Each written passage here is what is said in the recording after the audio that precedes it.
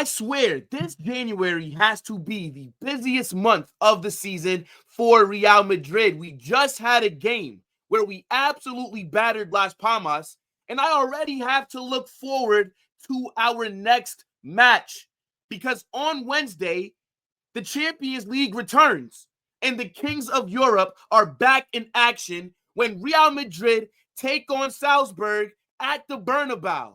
And I always use this analogy, but these games are coming as fast as my Amazon Prime packages. Every 2 to 3 business days, it feels like we got to talk about a match that's coming up.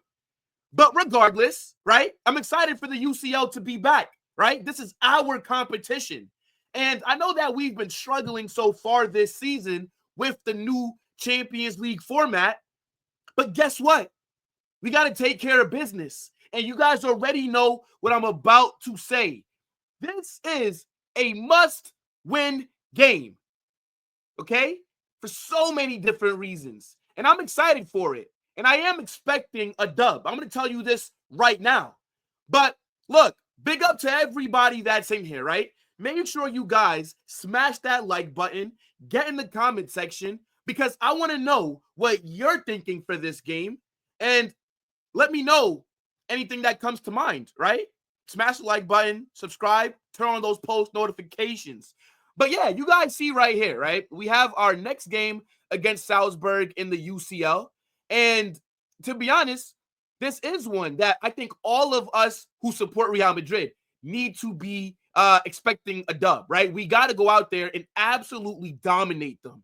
Because as I've said, in the UCL this season, we've actually been pretty shit.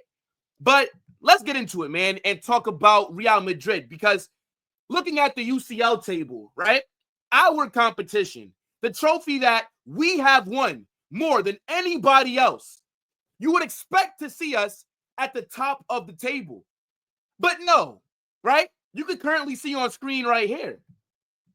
The top 13 teams, Real Madrid, nowhere to be seen. So let's scroll down a little bit, right?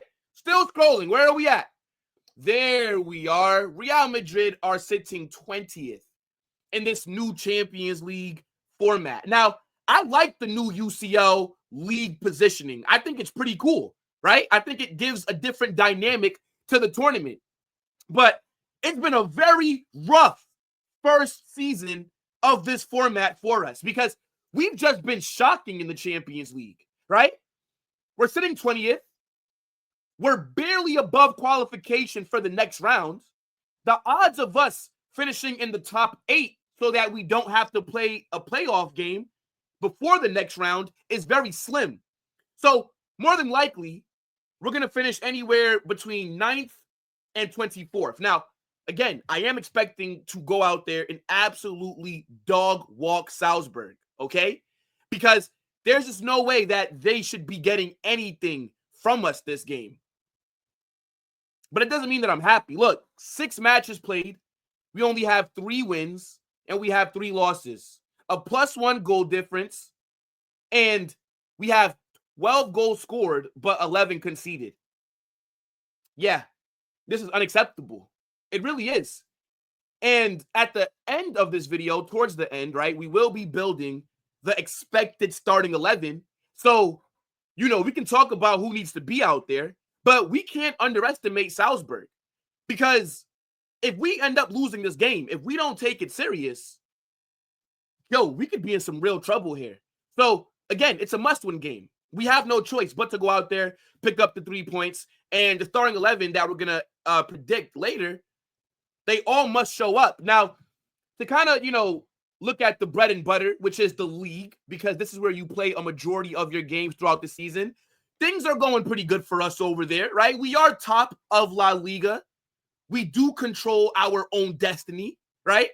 Certain teams that won the league back in October are sitting 3rd in January. I wonder how that happens. But yeah, look, in La Liga, we've been doing a decent job, right? We are top of the table. And, you know, again, we have been playing better there than we have in the UCL. Now, just looking at the form that we have been on, right? Our last game, We went up against Las Palmas where we absolutely cooked them, and we'll talk about that in a few minutes. But before that, right, we beat Celta Vigo in Copa del Rey. We got absolutely obliterated by Barcelona in the Spanish Super Cup final. But look, you see all the dubs here, right? In the Champions League, as I alluded to, right, we have 3 losses, 3 dubs. The last time that we played in the UCL, we did beat Atalanta, right? Then before that, we ended up getting a win against, where is it? No, okay, wait. So we beat Atalanta. Want to make sure that I'm speaking here correctly, right? We beat Atalanta in the UCL. And then before that, we lost to Liverpool, right? We lost to AC Milan. Oh, let's keep it going, right? We did beat Dortmund, but we lost to Lille.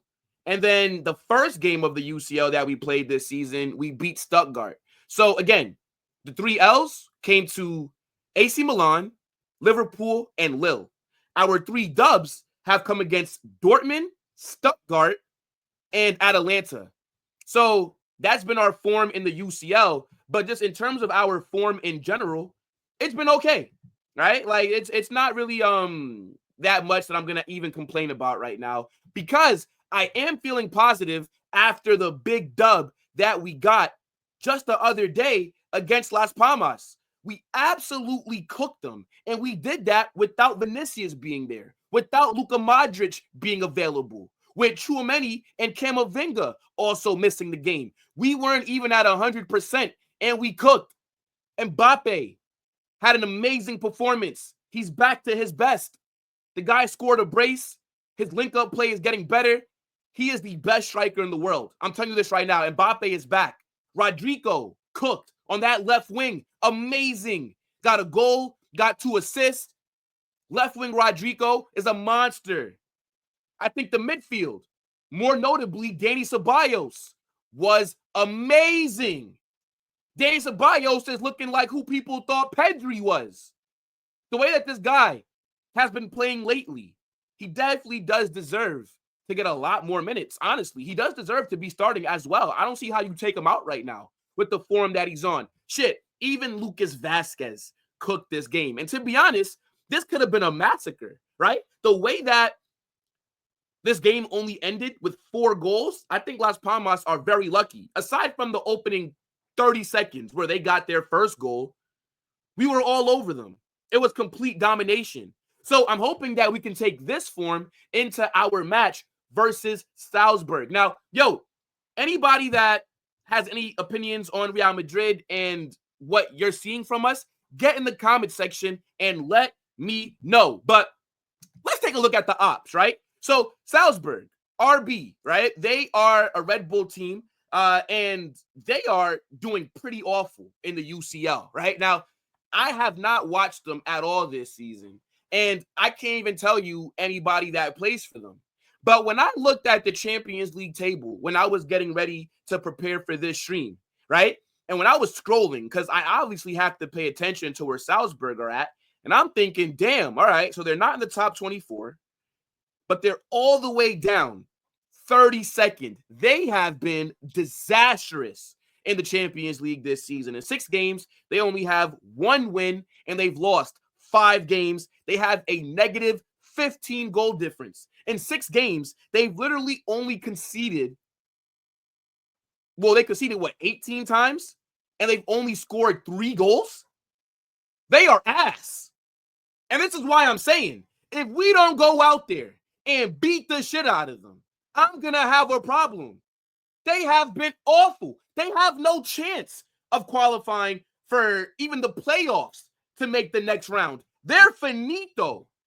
After they play their next 2 games, all that they're going to have to worry about is their league matches. Now, looking at their league positioning, right, because they are in the Austrian Bundesliga, right? They are playing against farmers every week as far as I'm concerned. Now, yes, I do know a few of these teams, right? Like LASK, right? I know Rapid Vienna as well. But Salzburg, they're sitting 5th in their league at the moment.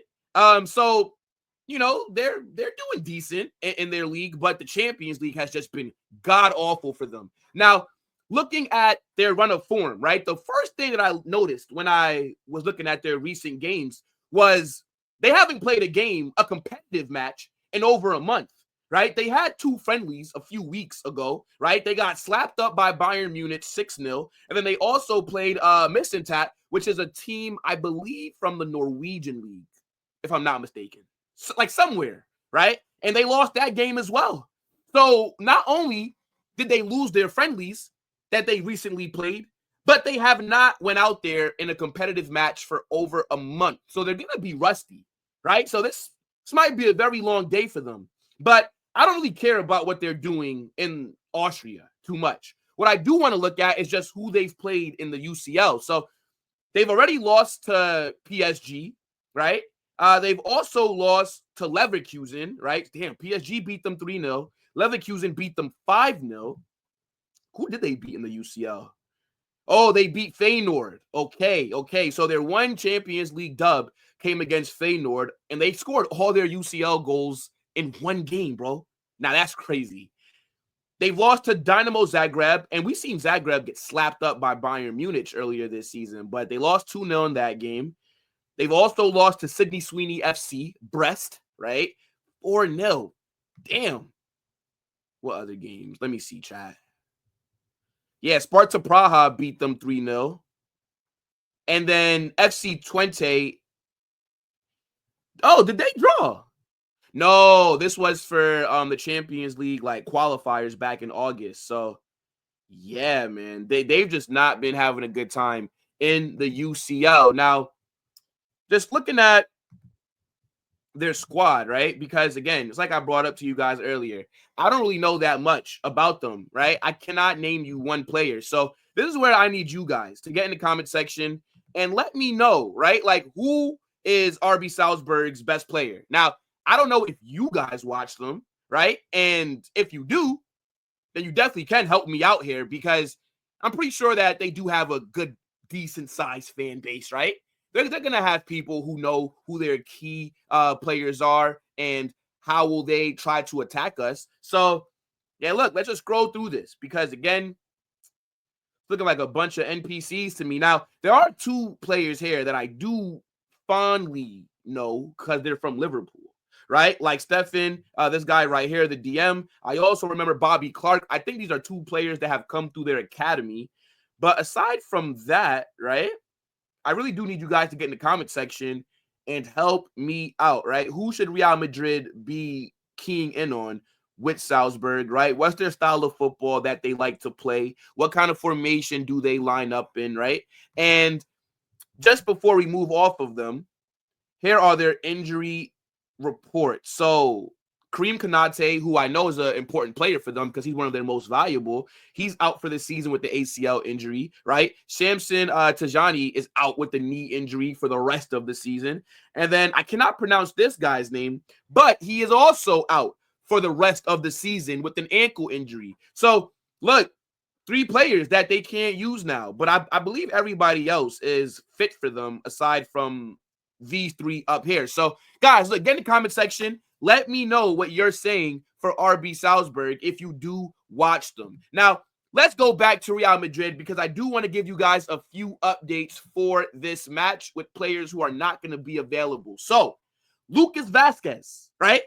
He is not available for this match. He's out through suspension. Now, I know not many people are going to care, because let's be honest, a lot of us don't really want Lucas Vazquez at right back anyways. But in a game like this against Salzburg, with the form that Vazquez has kind of, because let's be honest, right? Vazquez's form has been on the up. I think he could have cooked this game, because we should be dominating possession, right? But Vazquez is suspended for this match, and that might put us in a pretty weird situation. And we'll talk about that as we're building the expected 11 a little bit later, right? Now, another player that's more than likely not going to be available for this match is Tchouaméni, right? Tchouaméni, the other week, got injured against Celta Vigo in our Copa del Rey match. Now, Tchouaméni had a man of the match kind of performance during that game. And the fact that he's not going to be available, it is, something that sucks. But to be honest, right, I'd rather Tchouaméni not play this game, right? If he's a doubt for this match, don't risk him, right? Like, what's the point in risking Tchouaméni. We should be able to control the midfield and defend well without him out there. So him and Lucas Vazquez are two players that will not be here just from recent updates. Now, just for an overview of everything, right? Tchouaméni, we talked about, he's injured. Camavinga sustained an injury against Celta Vigo as well. So he's not going to be available for that game, right? Eder Militao, Danny Carvajal, they're dealing with season-ending injuries, right? They both done their ACL. Vinicius will be available for this match. He's only suspended for our next La Liga game. And then Lucas Vazquez, as I brought up, he is suspended for this match as well. So here's everybody that's out for this game, right? But even without these players, I think we're going to be fine. And as I said, Vinicius is available for this match. Now, let's get to my favorite part of these match previews, and that is building the expected starting 11. Now, you guys already know I need you to get in the comment section, and I need you guys to let me know if you agree with the team that I am going to build right now. So let's start it off, and we will be doing the 4-2-3-1. This is the best formation, in my opinion, that I think we can run. And to be honest, I am going to go for a change at goalkeeper because I'm going to lean towards Lunin here. Now, the reason why I think that Lunin should be getting some game time here is because I think Lunin, you got to find a way to include him, right? Now, goalkeepers, you don't sub them on during the middle of games, and I don't believe that we need Thibaut Courtois in this matchup. And even if Salzburg do come out and surprise us by being very good in attack, Lunin is a keeper that can deal with that pressure, right? We saw Lunin all last season become one of the best, or was playing at a level that had him, in my opinion, in the top 5 goalkeeping conversations. So Lunin, for me, should be going in goal, right? Matches like this is where you can find opportunities to play him. Now, before we get into right back, right, I want to show you guys a report right here. So because Lucas Vazquez is out for this game, right, Real Madrid will be without a right back for this match against RB Salzburg in the Champions League. Now, a lot of us were probably thinking, well, play Lorenzo Aguado, right, the right back from the academy. But Aguado is unavailable because he was not included in Real Madrid's Champions League squad that they had to register at the beginning of the season. And he's also not available for the B list because he's very young. So due to his age, we can't use him as an emergency. So I wanted to show you guys that because now we have to get creative at right back, right? So I think at right back, honestly, you got to go Valverde, in my opinion. I think he's the best option that we have at right back, just in general. Okay, why is it not popping up? Yeah, I think Valverde is just the best option that we have at right back in general. I think he's a better option than Lucas Vazquez at right back, right? I think he can do a job there. And I think if we're not able to bring in a right back during this January window, then I think in our big matchups, Lucas Vazquez should not be starting. I think Fede Valverde needs to be at right back. So I think this is what Carlo will do. And now at right side center back, I think that you have to go Raul Asensio, right? Raul Asensio is back in the starting 11, and you guys see how good of a player he is. He's still not in the lineup builder database, but just keep in mind that Raul Asensio, for me, needs to be starting rest of the season, to be honest, right? The guy has been phenomenal for us. And then at left center back, you got to go Rudiger, right? I know that David Alaba returned against Las Palmas, but David Alaba is not ready to start games yet. I think we will see him against Salzburg, but off the bench, right? He has to, the next few games, he has to be getting minutes off the bench, and then you can eventually put him in the starting 11. But Rudiger will need to be out there for me. Now, at left back, I think that you got to go Fran Garcia, right? I think Fran Garcia is the best left back that we have at the club right now. You saw that performance that he had against Las Palmas. He was amazing in that game. Got an assist for Rodrigo as well. And in a game like this, where we're going to be dominating possession, right, I think this is where Fran Garcia can cook, right? Whenever we dominate the ball and when you allow Fran Garcia to overlap and make runs into the outside and then cross it in, this is where you get the best out of him, right? I know Ferland Mendy might be in contention, But to be honest, the only time that I think Ferland Mendy should be starting games is if we're going against a team that has a very good attack, that has very good wingers, because Ferland Mendy is better defensively than Fran Garcia is. Now, moving into midfield, this is where it gets tricky because no Camavinga, no Tchouaméni more than likely for this game, right? So I think you probably got to start Luka Modric, right? Luka Modric, he was not available for our game against Las Palmas due to suspension. So he's going to be fresh. And, you know, having a player like him in the midfield that can control the play, it'd be perfect. I think he should be starting this game. And then next to him, I'm going to go Dani Ceballos, right? I think Dani Ceballos 100% needs to be back in that starting 11, right? This guy had a monster game against Las Palmas. And I think having him and Modric in that double pivot can work because now you're going to have two very technically gifted midfielders that will be able to dominate possession and help us control the middle of the field. So that's kind of where I would go. Because, again, I think Valverde will be at right back. So that's the reason why you're going to see Modric and Ceballos, in my opinion, start this game. Now, in the 10, we're going to go Jude, right? I think that he had a decent game against Las Palmas. Should have gotten a goal, but it was called offside. So it is what it is, right? I think Jude, his form has slowed down slightly, but he's still playing at a very good level. So I expect him to be out there.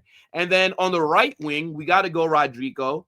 I highly doubt that he will get dropped. Now, you know, I would prefer Arda Güler start this game, but, you know, we saw how Rodrigo cooked. Even though it was on the left, I don't know if you could drop him necessarily for this game, considering that it is a must win, right? And, you know, he'll be out there on the right. I just need Carlo to give him more instruction. I need Carlo to make sure that he stays out wide, right? Don't come right here, or I don't want to see you up here next to Vinicius. No, bro. You have to. If Rodrigo wants to start for Real Madrid, he has to learn how to consistently cook at right wing. And he does do a good job at right wing, but he needs to adjust to the position better for him to, you know, not really be in doubt of being dropped. Now, on the left, got to go Vinny, right? Vinny is suspended for our La Liga matches, but he is available for this Champions League game, and I expect him to be out there, and I expect a big game from him as well. And then in the 9, you got to go Mbappe, right? Mbappe is back. His form has been amazing. This guy is cooking right now. And I said it earlier, he's the best striker in the world. And, you know, it's sad to say this, but look, this game against Salzburg is a must win. There's a lot of pressure on us because of how shit we've been in the UCL this season. And considering that it's at the Bernabeu, we got to go out there and make a statement. So we got to go pretty strong. Now, again, I need you guys to get in that comment section and let me know if you agree with my expected starting 11, right? And hopefully we dominate them to the point where we can see Arda and Endrick and maybe some of the other players that are on the bench get some opportunities as well. But yeah, this is the 11 that I'm going with.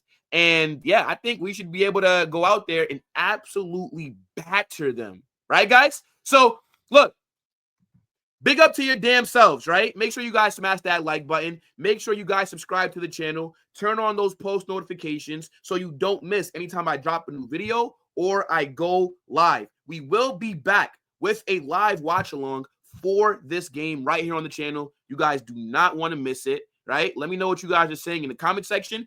Give me your score predictions. And yeah, guys, I'll catch you in a bit. Holla Madrid!